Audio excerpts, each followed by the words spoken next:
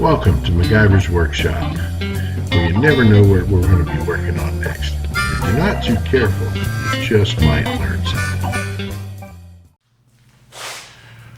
Hi there, and welcome to another episode of MacGyver's Workshop, where you never know what we're going to be working on next, and if you're not too careful, you just might learn something. So we're still on Old Blue here, and as promised in this next episode, I was going to cover in more detail the process of dealing with our Bondo here. And this is the first coat that I'll put on there.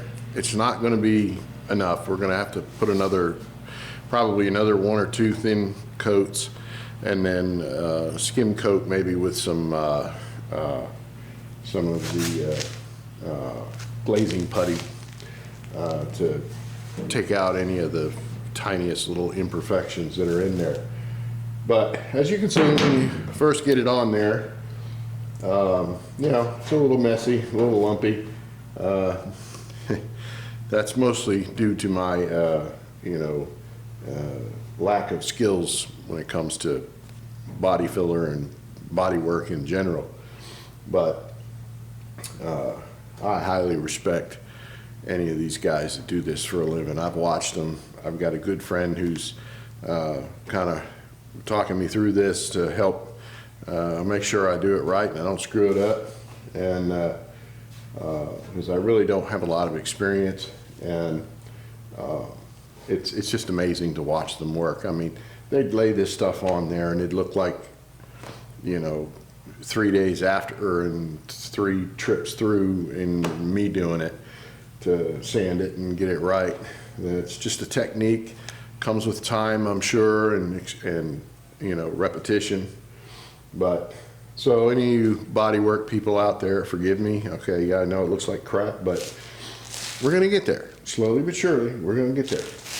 And I have a very, very good experienced body man, who's been guiding me through this process, and so I got a good teacher. So anyway, first thing we got to do is we want to knock down all the garbage here, and to do that we use a fairly coarse grit, and you want to use either like a sanding block, or in my case I have an air-powered block sander. I've had this thing probably 30 years, and when I bought it, it was some cheap Chinese thing, Auto Power Mechanics, whatever. Probably got it at one of those flea market deals, and but that just goes to show if you take good care of it, it will last. And it's starting to get weak, but it's okay. It still works, and the trick to that is always keeping your air tools lubricated, and just throw a few drops of air tool oil into them every time you use them, especially if they sit a little while in between uses like mine do. So, and good thing about this, using a block sander is it doesn't create a whole lot of dust, so that's a good thing. There would be later on in the process where I will need to wear a respirator, but the thing about using a block sander is if you just sit there and do this by hand, you're going to put indentations in there on your pressure points with your fingertips, is what my guy tells me. So it's always important when you have, a pretty much straight, straight run like this, always use a block sander or a straight line sander. That way you go across it and it's perfectly flat, and it'll be in line with, what's above and what's below. And, if the block sander doesn't get to something, that means it's too low. It needs to be built out. So we'll get started on this here.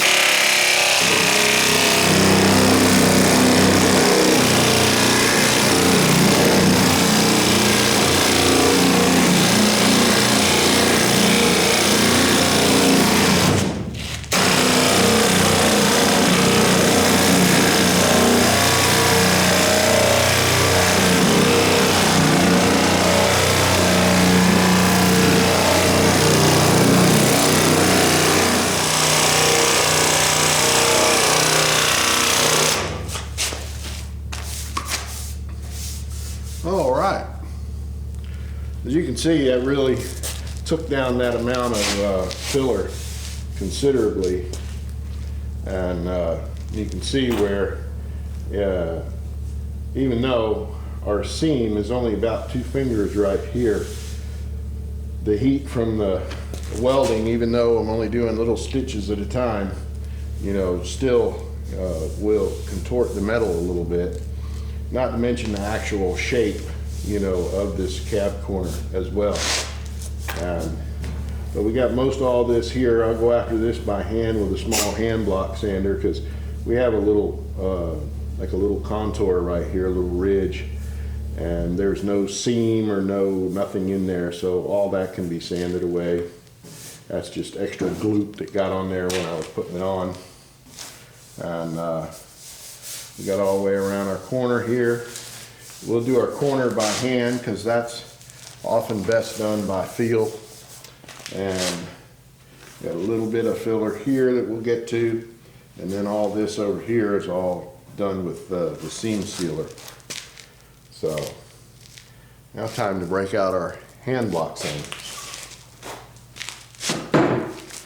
I have my block sander here, my little hand one. This is one of a few that I've got. I bought mine in a kit. It comes with all the different lengths and widths and even thicknesses in some spots. You know, they have slightly thinner ones. And then I like this kit because it also came with a round one that's good for sometimes sanding in the little contours there where you don't want to put your finger. And they use the sticky back sandpaper.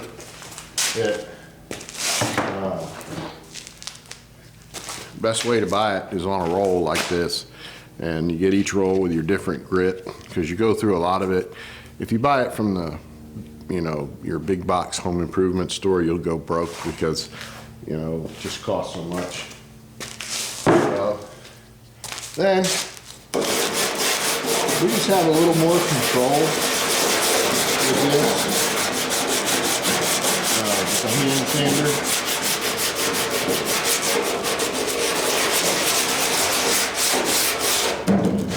Down here in our little contour that we were talking about. Get rid of that, you know, body filler in there that don't belong. And this is where there's a filler piece that goes in here on your step side trucks. I'd mentioned before, the actual truck bed comes up to like right here. Okay, and then you have like a little step right here, hence the name step side. And on your regular full-size, you know, truck beds, you know, the bed comes all the way up, matches this body line here. So that's why they have this in here, and it's kind of recessed, kind of kicks in a little bit for flanged in for that plate to sit on. So all the reasons that's there for it. So we'll sand that down. Get that all nice and pretty.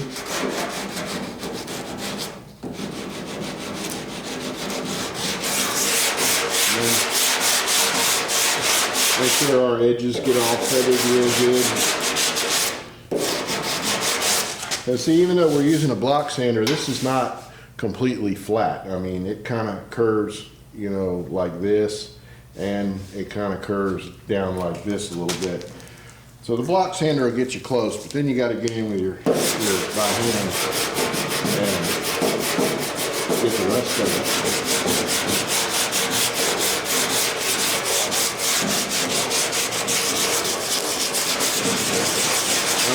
I'm starting off with like an 80 grit.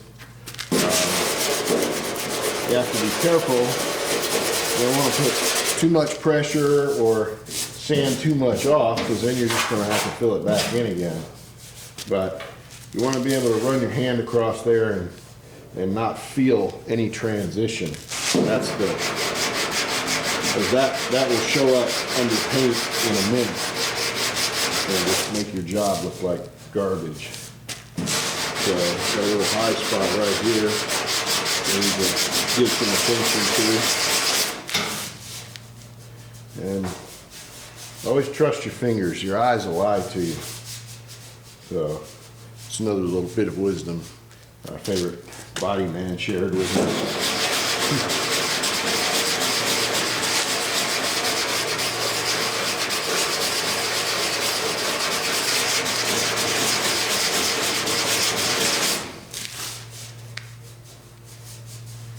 Once you get to where you're not feeling any transition anymore there, that's good. We'll go around our corner here.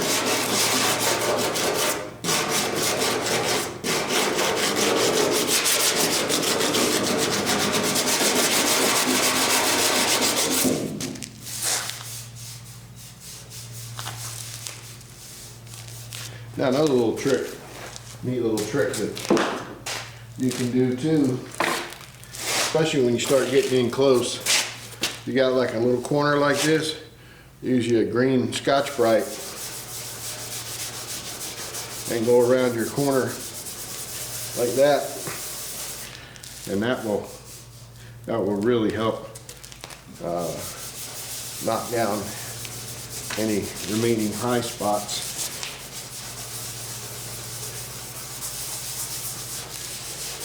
And smooth out transitions, because that's what will always show up through your paint. Any ridge or lip is going to show up really bad. So you just want to make sure you get rid of them. That goes into a low spot. This will help get rid of some of your sanding marks too.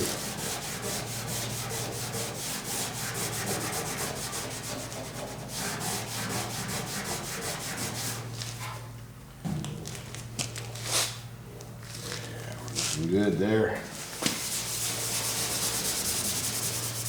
See, that's good. I'm getting a little better at this. Because there's only just a few little low spots right there we just need to kind of skim over.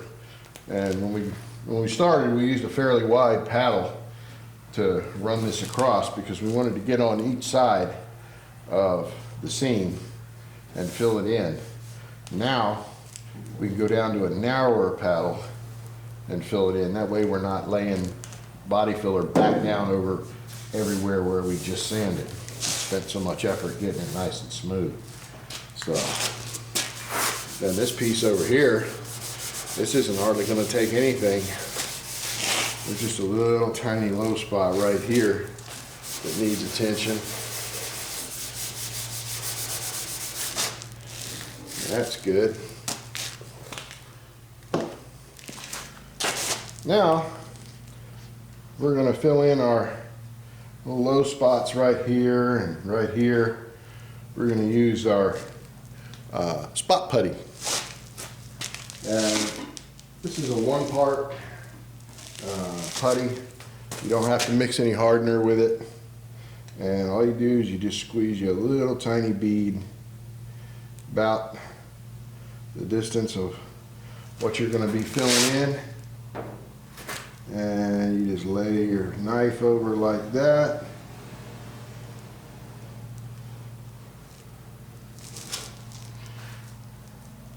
And voila. That should ought to do it. And clean up any mess. Now we got a little bit to do here on this side.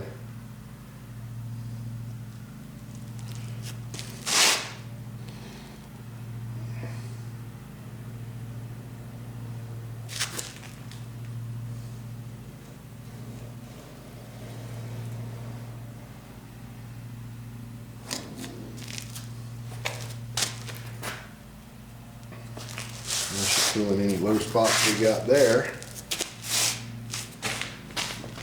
Then make sure you cap this up real quick, because as soon as it gets exposed to air, it's going to start to want to cure. And you just leave that for They say in about 30 minutes that'll be ready to sand. And this time when we go over it, we'll be using a much finer grade of sandpaper. So we'll step up through the, the grades.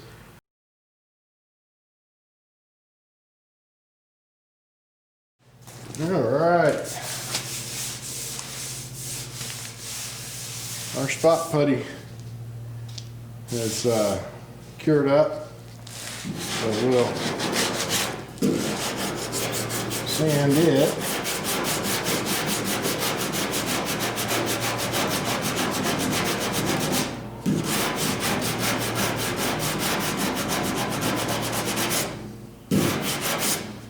Get that little piece out of there we don't need.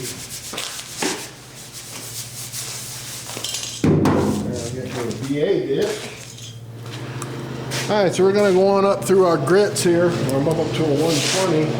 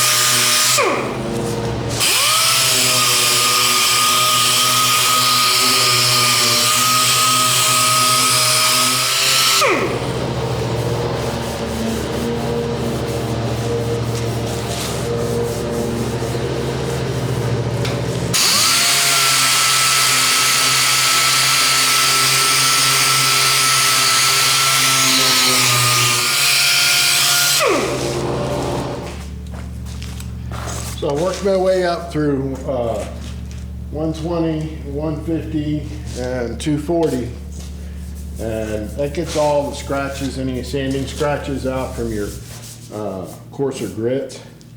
And you can see the little low spots that were in there that the glazing or spot putty filled in and brought up to the right level. And now when you run your hand across here, it's just perfectly smooth. So we're gonna shoot some primer on here to protect this metal, and I'm gonna call that done for the cab corner.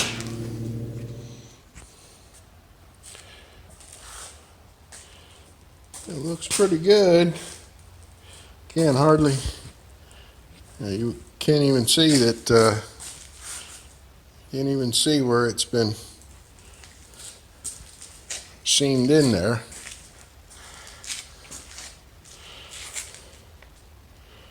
I'm happy with that. Not bad for a rookie. Well, that's going to wrap it up for this this video. So we've got both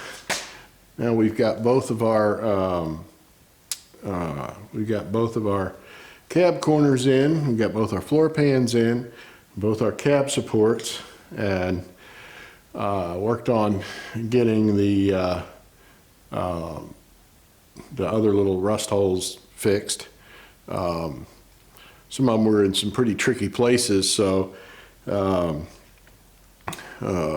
man friend of mine said good trick for that is to use brazing rod. So rather than trying to weld a piece of metal in where it's so thin and you can't get a weld on it because you're just going to blow holes in everything, then you can use brazing rod, and then because that runs at a much lower temperature, and so that worked out real good for us. So anyhow, thanks for watching. Please subscribe, and I want to say one last thing. I had a couple of comments, it's, people like critiquing the videos, saying, that I talk too much, and yeah, okay, I do. Sometimes I run on, but this particular video series, I'm going into a lot of detail and explaining a lot of things about the process, and talking about a lot of it because it's a special project for some good friends of ours. And plus, you know, some of the stuff that I'm diving deep in on is stuff that I've seen on YouTube where, you know, they just kind of gloss over it and they don't really cover exactly how to do it. So, you know, if I run on, sorry. You know, if you want the usual YouTube fare where, you know, it's instant gratification, quick cutscenes, and everything's done in under 15 minutes, well, you're gonna have to look at somebody else's channel. So, but, you know, every now and then somebody will comment and say, hey, you know, appreciate you going in depth on that because, you know, now I know how to do it and I can do it myself. So I'm okay with that. So anyhow, thank you for watching. Please subscribe if you like what you see, and don't forget to click the little bell icon so you'll be notified anytime I post a new video. And feel free to comment, you know, good, bad, indifferent, you know, tell me how you feel. And, you know, I'm not the world's foremost expert on everything, so if you see me doing something wrong, you know, let me know, call me out on it. You know, the object is to learn, not to me just make videos and go, look how smart I am. That's not how that works. So anyway, so do please comment, and also you can email me at MacGyversWorkshop@gmail.com if you want to do it offline, and I'll get back to you. So usually I can get back to you pretty quick. Sometimes you know, I drop the ball, so I apologize, but anyway, see you later.